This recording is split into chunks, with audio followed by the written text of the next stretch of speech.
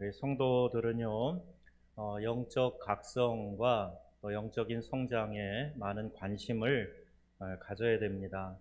우리 교회에서도 또 이런 일이 소홀해지지 않도록 하기 위해서 정기적으로 모임에 제한이 없을 때에는 부흥회도 하고 또 이렇게 특별 새벽 기도회도 하고 매월 작정의 밤 기도회도 하고 또 이렇게 특별한 훈련도 하고 이런 교회에 여러 가지 프로그램들이 있어요. 이게 다 영적 성장에 관심을 가지고 진행되는 일들입니다. 그런데 영적 성장이라는 목표를 아예 정할 수도 없는 그런 사람들도 있습니다. 그것은 이러한 성장의 목표가 불필요하다, 더 이상 성장할 필요가 없다, 그런 의미가 아니고 아직 태어나지 않았기 때문에 성장이라는 말 자체가 무의미하다 하는 겁니다. 뱃속의 아이도 생명으로 잉태돼야 그 뱃속에서 태아가 자라게 되는 거죠. 또 태어난 다음에도 생명이 있을 때 그 생명체가 자라나게 되는 겁니다. 영적인 의미에서도 내가 태어나지 않으면 성장이 무슨 의미가 있어요? 성장이 아무런 의미가 없어요. 그래서 먼저 중요하게 생각해야 되는 것은 내가 정말 영적으로 거듭나서 새 생명으로 태어났느냐. 이게 더 중요하고 여기에 우리의 온 관심을 먼저 집중을 해야 된다는 겁니다. 많은 그리스도인들이 이런 호소를 합니다. 여러 해 예수님을 믿는데 또 때로는 내가 좀 이렇게 열심도 내보고 즐겁게 교회 생활도 해보고 그러는데 아니 내 삶에 아무런 변화가 일어나지 않습니다. 왜 그런 거죠, 목사님? 또 내가 정말 말씀대로 하나님의 뜻대로 살아보려고 노력을 하는데 이 죄된 습관들이 끊어지질 않아요. 내 안에서 올라오는 이 죄의 유혹들, 세상에서 살던 버릇들, 이거 다 끊어지지 않아서 어떻게 해야 되죠, 목사님? 이런 이야기들이에요.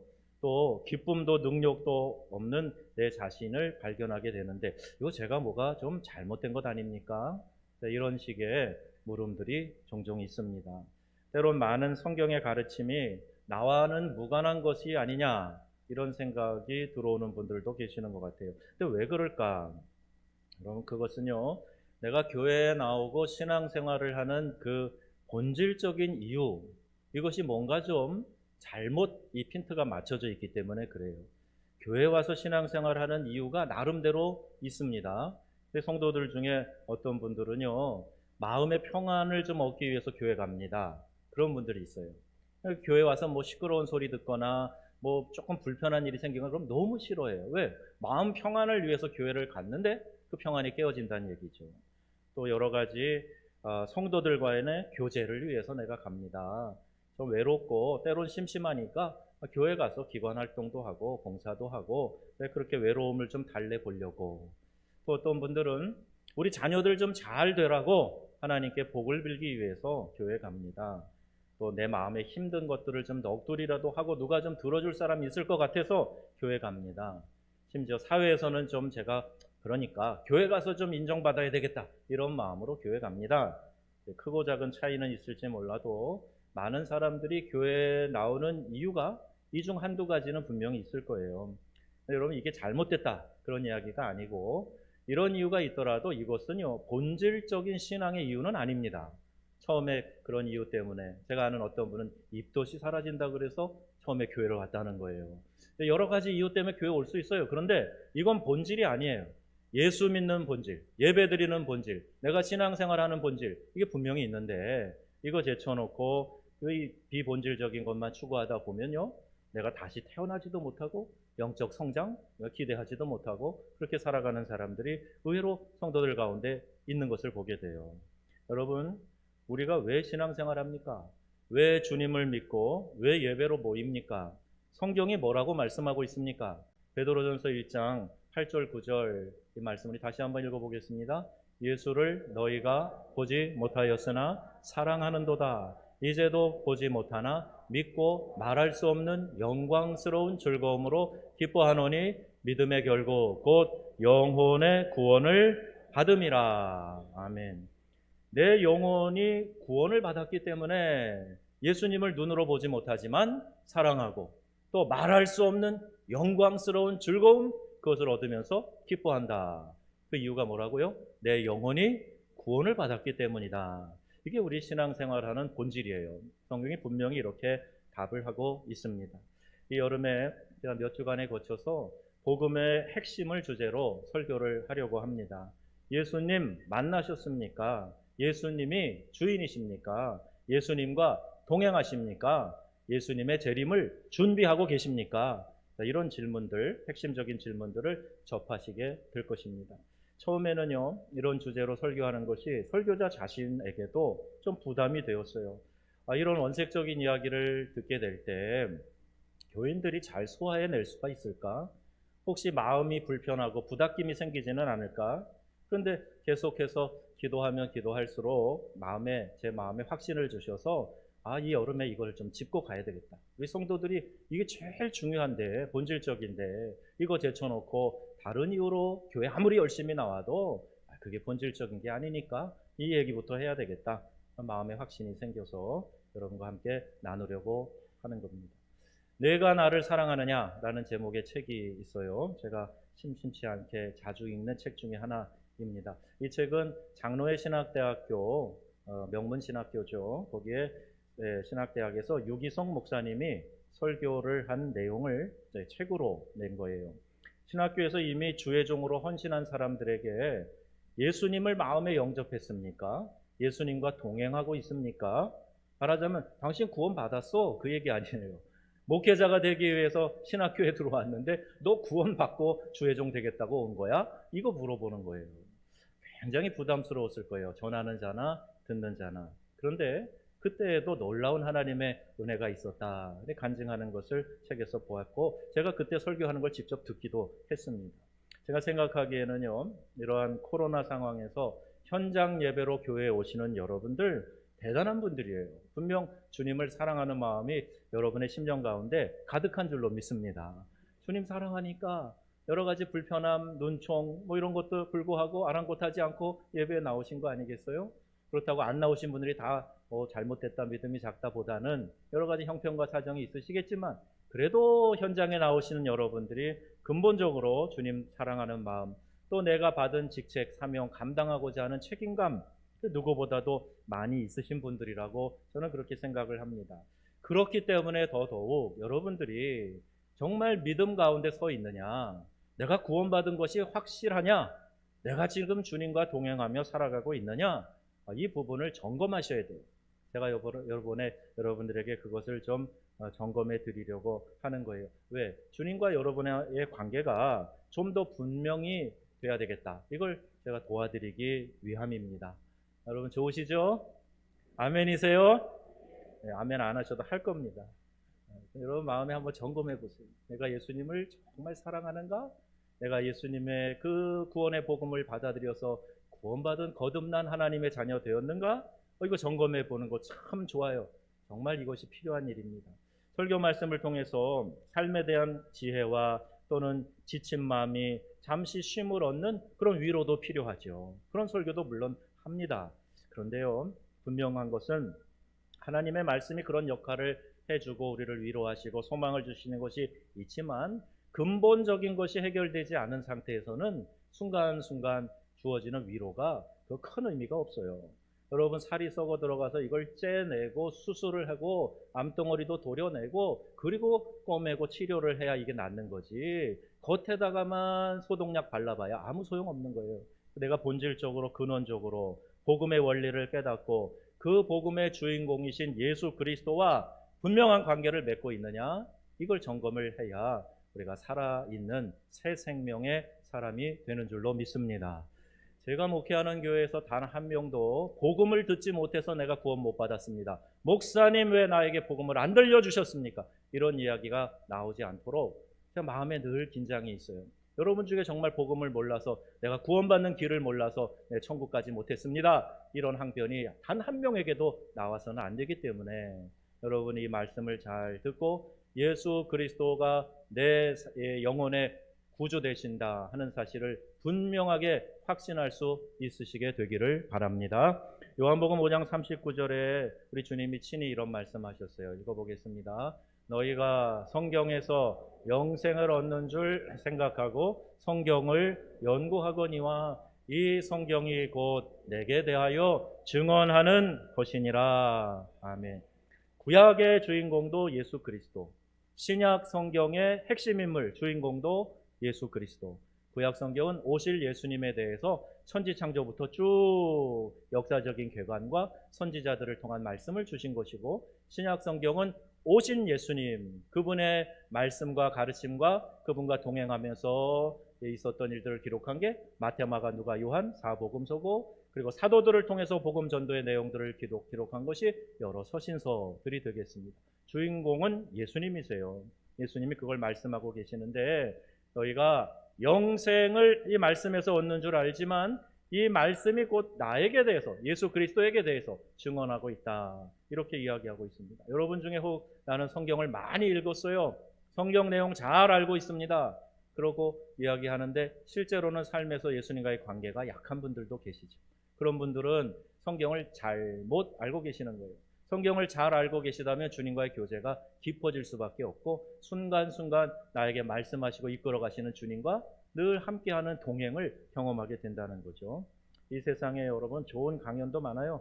감동적인 음악, 아름다움을 만끽할 수 있는 여러 미술 작품, 멋진 경치 있습니다. 많이 있어요. 그런데 그 어느 곳도 내 영혼의 구원에 대하여서 이야기해 주는 곳 없어요. 내가 아름다운 경치를 보고 좋은 음악 듣는다고 내 영혼이 여기서 구원받는 역사가 일어나는가? 그런 일 없어요. 오히려 내가 만족을 찾고 감동을 순간적으로 얻는 것에 그치고 마는 거죠. 구원에 대해서 말해주는 유일한 곳이 있습니다. 어디죠? 어디예요? 유일한 장소가 어디입니까? 교회입니다. 교회에 와야 이 구원에 대해서 우리가 듣게 되는 거예요. 복음은 하나님의 은혜를 아는 것에서 시작합니다. 너희가 그 은혜를 인하여 믿음으로 말미암아 구원을 얻었나니. 에베소서에 분명히 말씀하고 있죠. 하나님은 오늘도 우리를 만나주시고 싶으셔서 아주 한달이 나신 분이, 너무나 우리를 사랑하셔서 우리와 계속 교제하고 싶으신 분이 바로 우리 하나님이세요. 내가 선택해서 내가 와준 것처럼 생각하시지만 아니요, 하나님의 은혜와 사랑이 없으면 여러분 이 자리에 안 계십니다. 여러분 예수 믿지 않으셨을 거예요. 하나님이 여러분을 택하시고 불러주셔서 오늘 이곳에서 예배하는 성도가 되신 줄로 믿습니다. 그러니까 하나님께 감사하는 거죠. 나 같은 죄인을 하나님 사랑해 주시고 불러주셨다니, 이 놀라운 복음을 인하여 내가 감사하는 거죠. 감격해서 주님께 그 감사의 제사를 올려드리는 것, 그게 예배 드리는 거예요. 여러분 오늘 복음의 메시지를 통해서 주님을 만나시고 이미 영접하신 분들은 주님과의 교제가 새로워지시기를 축원합니다. 내가 거듭난 하나님의 자녀인지 점검하는 것에서부터 우리의 영적인 성장이 시작이 돼요. 여러분 한번 이 말씀을 더 다 알아, 그렇게 생각하지 마시고 여러분 한번 점검해 보시면 좋겠어요. 안전장치다, 내 영혼의 안전장치다 생각하시고, 여러분 예수님 만나셨습니까? 그분이 내 마음에 지금 계십니까? 정말입니까? 여러분 예수님을 나의 구주로 모셔드리고 나의 구주로 그렇게 대접하면서 여러분 살아가고 계십니까? 대답해 보세요. 여러분 그런 마음으로 살아가고 계십니까? 여러분 십자가 은혜를 경험하셨습니까? 그 구원의 감격이 여러분 아직도 여러분 마음 가운데 있으십니까? 한번 말씀을 통해서 이제 확인해 보겠습니다. 정말인가 하는 것을 한번 확인해 보세요. 예수님 만난 사람 어떤 사람인가? 우리 크게 세 가지로 말씀드리려고 그래요. 첫 번째, 회개한 사람이에요. 회개한 사람이 진짜 예수님 만난 사람입니다. 회개라는 말은 메타노이아라고 하는 헬라어 단어로 기록되어져 있어요. 영어 단어에도 repentance라는 단어인데 방향을 바꾸는 거예요. 이제까지 진행하던 방향에서 딱 멈춰서고 반대로 다른 방향으로 가는 것을 메타노이아라고 이야기를 합니다. repentance라는 단어도 하나님으로부터 떠나 있는 인간이 그 모든 존재를 하나님께 복귀케 하는 행위를 가리키는 용어다, 이렇게 되어 있어요. 내가 하나님으로부터 멀어지고 하나님과 거리를 두고 어떻게 해서든지 하나님 눈총 피해서 슬쩍슬쩍 죄악의 본능대로 살아가고, 그러다가 회개한 사람은 이제 하나님의 시선이 느껴지는 거예요. 하나님이 나를 바라보고 계시는데 내가 어떻게 내 마음대로 살아? 내가 어떻게 거짓말 쓸쓸하고 내가 어떻게 남의 것을 훔치고 다른 나쁜 생각들을 품고 그것을 내 삶으로 실천하면서 어떻게 그렇게 살아 하나님 보고 계시는데 그렇게 살지 말아야지 하고 방향을 돌리는 거, 이게 repentance라고 이야기를 합니다. 예수님도 그 회개의 복음을 전하셨고 세례 요한과 모든 사도들도 이 회개의 복음을 전했어요. 사도행전 3장 19절 말씀 보니까 그러므로 너희가 회개하고 돌이켜 너희 죄 없이 함을 받으라 말씀하셨어요. 회개한 사람은 주님께로 돌아온 사람입니다. 내 판단, 내 경험, 내 지식 그거 최고인 줄 알고 살아가는. 우리 남자들은요 40살 넘어가면 다 고집쟁이들이 되는 것 같아요. 여자분들은 70살 넘어가면 다 고집쟁이들 되는 거예요. 고집을 꺾을 수가 없어요. 내가 이렇게 살아보니까 이게 맞아 그러는데 그 맞는다는 생각을 꺾지 못해요. 그리고 주님의 그런 삶을 살다가 이제 주님의 뜻을 묻는 사람이 된다는 이야기예요. 자, 이 해석에 비추어 볼 때 내가 회개한 사람인가? 그럼 스스로 한번 생각해 보세요. 내 판단과 주장, 내 고집이 딱 서면 주님이 뭐라고 말씀하셔도 주님 좀 가만히 거기 계세요. 잘 모르셔서 그러시는 겁니다. 지금 이렇게 돼야 맞습니다. 이렇게 나가는 사람이 교인들 중에도 의외로 많습니다. 소극적인 회개는 내가 지은 죄를 고백하는 것이요, 적극적인 회개는 지금까지 옛 마음이나 내 삶을 떨쳐버리고 새로운 신앙의 길로 돌아서서 나아가는 것, 이게 적극적인 회개예요. 여러분, 날마다 우리가 지은 죄를 입술로도 고백하고 회개해야 되지만 방향을 온전히 바꿔서 주님과 교제하고 주님과 동행하는 쪽으로 늘 함께하는 진정한 회개가 나에게 있는가, 이것을 여러분 돌아보는 기회가 될 수 있기를 바랍니다.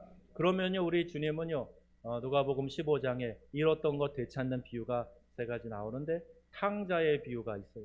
아들이 나가서 허랑방탕 아버지 거 다 창기와 먹어버리고 그러면서 후회할 때 후회로 그치지 않고 내가 아버지 집으로 돌아가야 되겠다, 나를 품꾼의 하나로 써달라고 해야 되겠다. 그리고 갔는데 아버지는 아직도 저기 동구 밖에 상고가 먼데 거짓골을 하고 오는 아들이 내 아들인 줄 알고 쫓아가서 끌어안고 입 맞추고 옷을 갈아입히고 그 아들에게 신분을 회복시켜 주시고 그렇게 했단 말이에요. 이게 바로 우리 하나님 아버지의 마음이다. 성경이 이렇게 말씀하고 있어요. 여러분, 주저하지 마시고 주님 앞으로 나아갈 수 있기를 바랍니다. 내 의를 힘입어서가 아니에요. 우리 주님의 의를, 그 공로를 힘입어서 아버지 하나님께 나아갈 수 있다는 이야기예요. 잘못했다고 생각하는 후회에 그치는 것이 아니라 하나님께 죄를 고백하고 그 길에서 돌아서야 회개가 되는 겁니다. 그래서 성경은 회개에 합당한 열매를 맺으라 이렇게 말씀하는 거예요. 그냥 이렇게 눈으로 쓱 덮어놓듯이 덮어버리고 없어졌겠지. 아니요. 꿩이 자기 머리 덤불에 쳐박고 안 보이겠지. 그런 착각과 똑같은 거예요. 마태복음 3장 8절 그러므로 회개에 합당한 열매를 맺고, 사도행전 26장 20절 말씀 함께 읽겠습니다. 회개하고 하나님께로 돌아와서 회개에 합당한 일을 하라. 아멘. 잘못했으면 잘못했습니다. 그리고 훔쳐왔으면 돌려주고, 그리고 거짓말했으면 거짓말했습니다.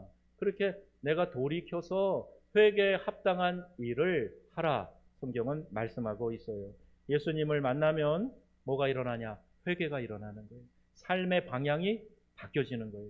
전에는 나의 기준으로 모든 것을 평가하고 판단했지만 주님을 만나서 회개한 사람은 하나님의 말씀이 캐논, 기준이 되는 거예요.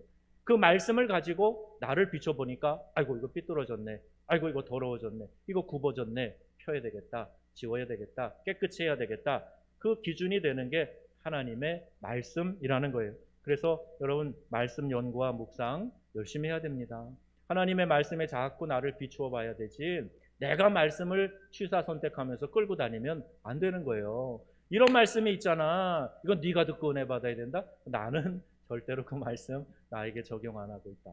그러면 여러분, 말씀을 잘못 알고 있고 잘못 적용하고 있는 겁니다. 이게 왜곡하는 거예요. 그러다가 이단처럼 잘못된 교리까지 만들어내고 내가 복음의 저자가 돼서 자기 합리화하는 사람들이 생기게 되는 거예요. 자, 회개한 사람이 바로 그가 예수님을 만난 사람이다. 두 번째는요, 마음에 뭐가 일어난 사람이에요? 변화가 일어난 사람이 예수님 진짜 만난 사람이에요. 나 예수님 만났어 해도 그 마음이 여전히 시커매요. 죄악을 더 즐겨요.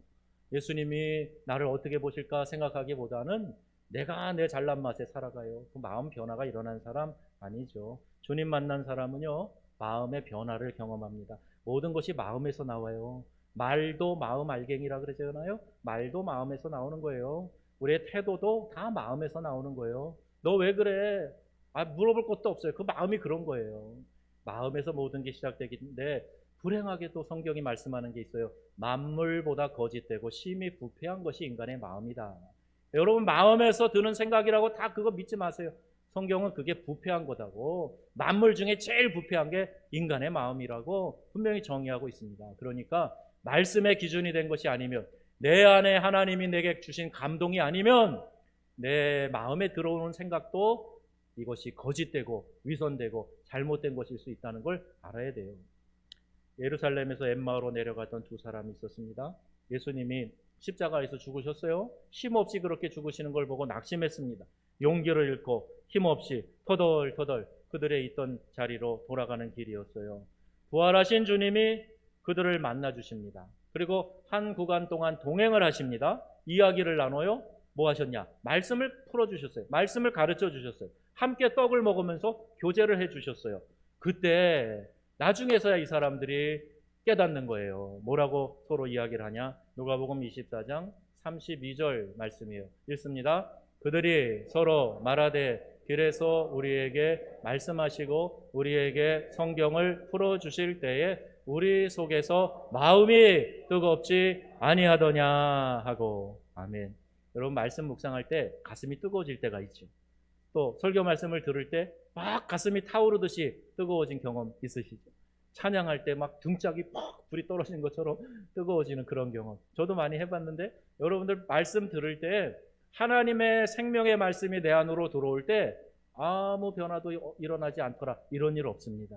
내가 정말 거듭난 하나님의 자녀이면 생명의 말씀이 내 안으로 들어올 때 반드시 어떤 반응이 일어나게 되어 있어요. 이 마음 가운데 반응이 일어나게 되어 있어요. 하나님의 말씀은 교훈과 책망과 바르게 함과 의로 교육하기에 유익한데, 칼에 비유하자면 좌우의 날이 선 어떤 것보다 예리해서 우리의 깊숙이 있는 것, 심령, 골수, 관절 이 속에 깊이 들어와서 찔러 쪼개기까지 하시느니라 말씀하고 있어요.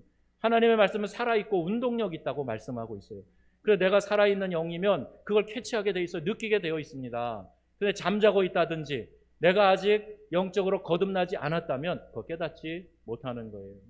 여러분, 이 제자들은 실망하고 터덜터덜 가고 있었지만 예수님이 와서 말씀을 풀어주시니까 말씀이 느껴진 거예요. 그래서 이 마음이, 그때 예수님이 그분이 이렇게 말씀 들려주실 때 우리의 마음이 뜨겁지 아니하더냐? 너도 그랬어? 나도 그랬는데? 그럼 서로 지금 이야기를 하고 있는 거예요. 실망하고 포기하고 용기를 잃어버린 그들이 주님을 만나자 마음이 어떻게 됐다는, 뜨거워졌다 이야기입니다. 여러분, 예배 때마다 주님이 여러분들 이곳에 부르셨어요. 예배 때마다 여러분 마음이 뜨거워지는 역사가 있으시기를 축원합니다. 강팍하고 고집스러운 마음이 예수님 만나면 부드럽게 풀어지는 거예요. 우리가 우리에게 잘못한 사람을 용서하여 준 것 같이 우리의 죄를 사하여 주옵소서. 우리 주님이 제자들에게 이렇게 기도를 가르치셔가지고 우리도 모일 때마다 이 예수님이 가르치신 기도 하지 않습니까? 남을 용서하는 일을 결단해서 하기가 쉽지 않아요. 내가 주님을 만나서 내 자아가 꺾어지고 죽는 경험을 하면 이런 일들이 자연스럽게 일어납니다. 예수님 만나면 이상하게요, 마음이 약해져요.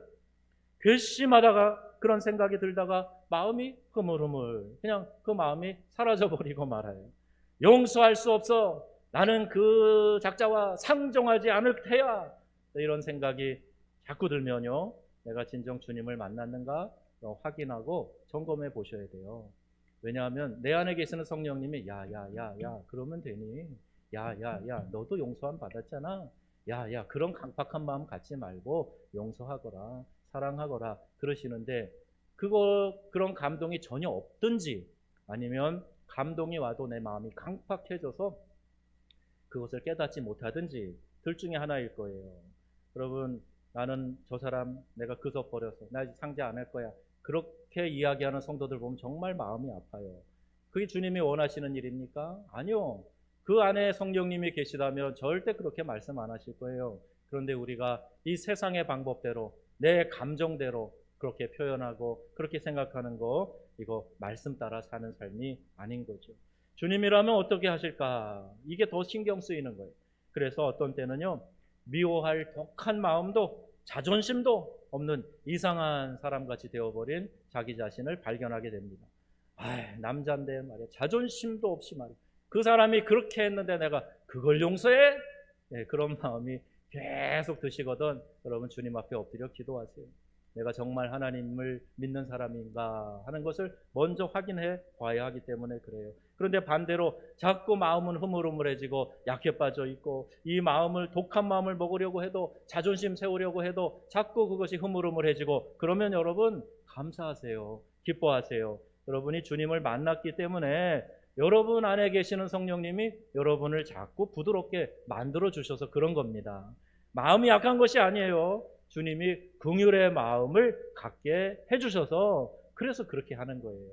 탐심과 정욕과 혈기와 교만한 마음이 주님을 만나면 눈 녹듯이 다 녹아져서 내 안에 독한 기운이 힘을 쓰지 못하는 겁니다.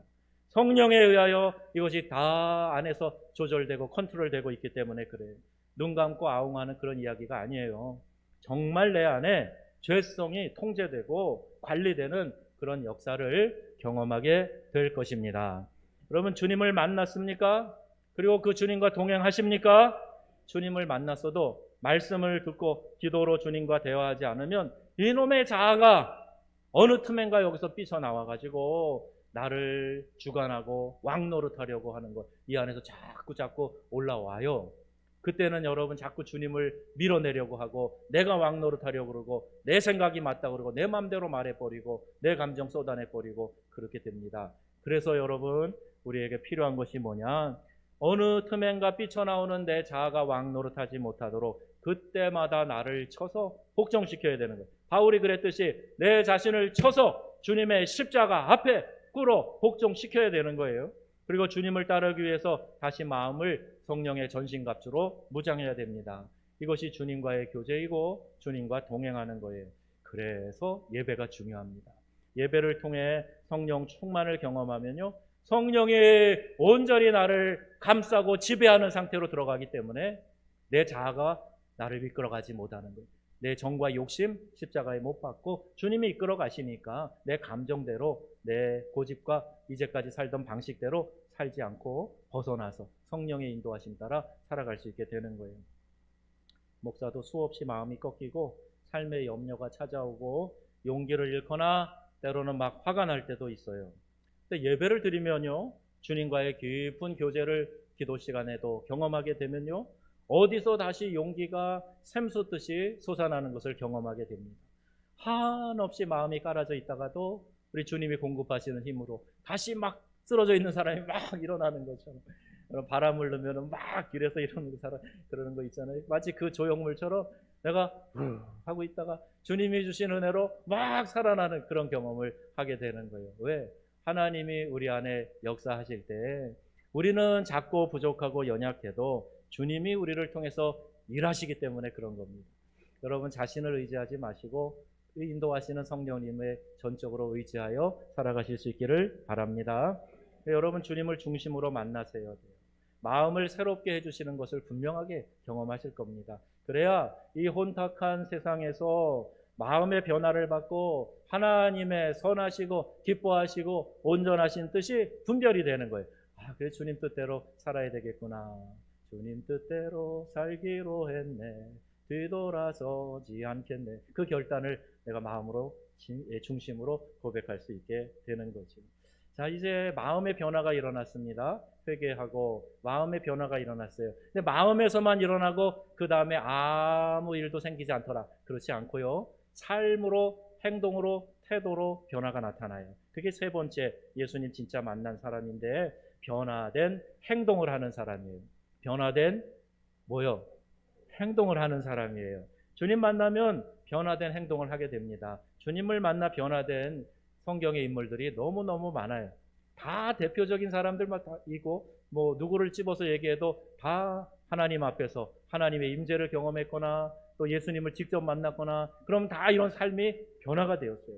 한 사람만 제가 소개할게요. 세무서장이라고 할까요? 삭개오입니다. 누가복음 19장인데 그가 예수님을 만나고 싶어서 예수님을 지나가시는 길목에 딱 가가지고 돌무화과 나무 위에 올라가요. 어른입니다. 채통 있는 사람이에요. 그런데 예수님이 누구신가? 한 번쯤 저분을 만나보고 싶다. 그런 마음으로 길에 나가서 나무 위에 올라가는 거예요. 우리 교회 성지순례 갔을 때 가봤어요. 그 나무 얼마나인가도 보고 왔어요.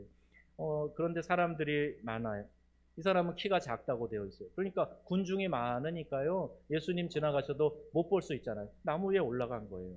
세리장이요 부자다. 성경이 이렇게 묘사하고 있습니다. 재물이 있었으나 컴플렉스가 있는 사람이죠. 키가 일단은 작아요. 얼굴은 어떻게 생겼는지 몰라요? 키가 작았어요. 외모는 그렇다 하더라도 세리장이었지만 당시 유대인들이 이 죄인의 대명사로 생각했던 사람이 세리들이에요.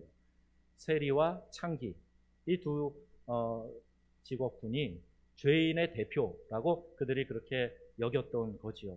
동족에게 혈세를 걷어다가 당시 그 유대 팔레스틴을 장악하고 있는 로마 정부에게 일정량의 세금을 바치고 나머지는 다 자기 주머니에다가 이렇게 호주머니 채우는 그런 사람들이었거든요.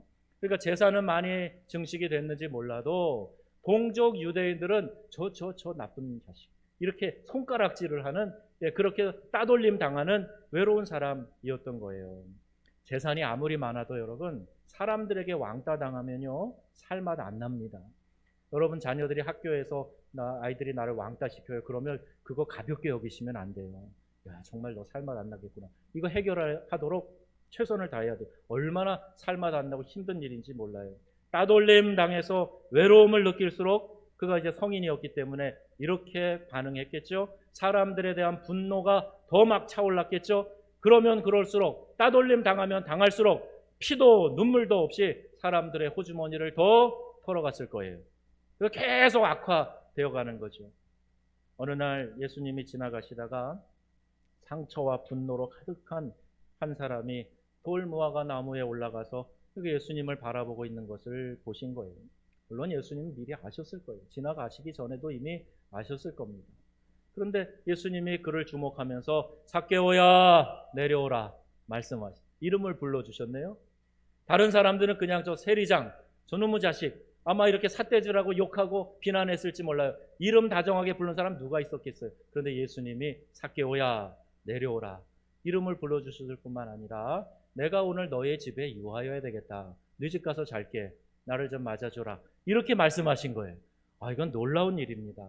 나를 불러주신 것도 대단한 일이에요. 외로운 사람은 누가 자기를 좀 이렇게 인정해주고 얘기 들어주면 참 그 사람은 좋아하게 돼 있어요. 외로운 사람이 특징이거든요. 그런데 예수님이 자기 이름도 불러주셨죠. 남들은 우리 집 근처 얼씬도 안 하는데 예수님이 집에 와서 주무신다 그러죠. 너무너무 마음이 좋았던 거예요.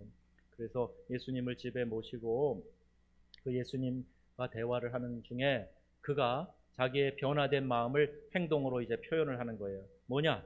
예수님을 만난 삭개오 마음의 변화가 일어나서 행동으로 결단하는데 그게 8절 9절 누가복음 19장에 나오는 말씀이에요. 한번 읽어보겠습니다.